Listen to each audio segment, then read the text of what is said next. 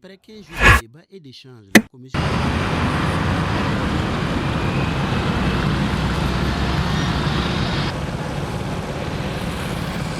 Le projet de constitution est une très bonne initiative parce que nous avons demandé à toutes les fois où il y a des événements de ce genre-là que ça soit de façon inclusive. Je crois que le staff qui nous a été présenté et surtout le président qui dirige cette commission-là donc a vraiment étayé, il a ratissé large au niveau de la classe politique. Nous oublions comment nous sommes retrouvés dans cette situation. Loin s'en faut l'idée de défendre des colonels ou de défendre X ou Y, mais nous, à l'AMSUNEM, nous sommes convaincus qu'au regard de tout ce qui s'est passé, boaba, bla, boita, bla, on oubliait l'essentiel, c'est le Mali. Aujourd'hui, nous sommes obligés de converger vers l'essentiel qui est le Mali. Au fait, la constitution que nous avons, à côté, il y a eu la charte de la transition. Si je veux être sincère avec moi-même, qui a tué cette constitution-là?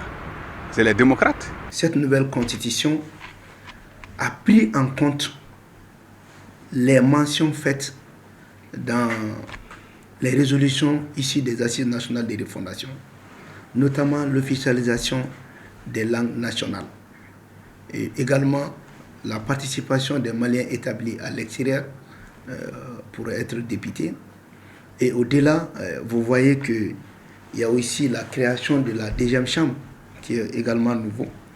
Et en même temps, vous conviendrez avec moi que cette nouvelle constitution est un rempart contre toute attitude de partition du Mali.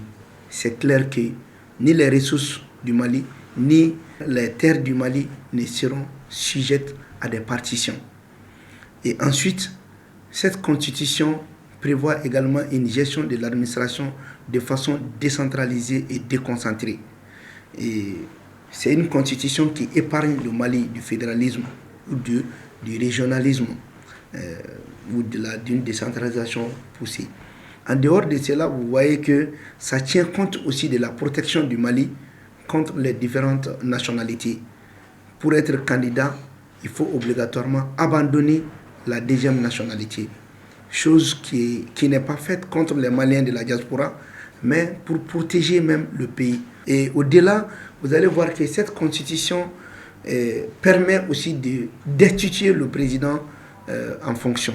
Et dans cette nouvelle constitution, il y a également la création de la Haute Cour de justice. Alors, d'abord, à l'endroit des autorités, je pense qu'il est important que nos autorités prennent en compte aussi le contexte actuel du pays, le contexte, je dis tantôt, du fait qu'une partie importante aussi de la société civile, des acteurs politiques, des intellectuels au Mali ne sont pas en phase avec eux par rapport à ce projet de nouvelle constitution.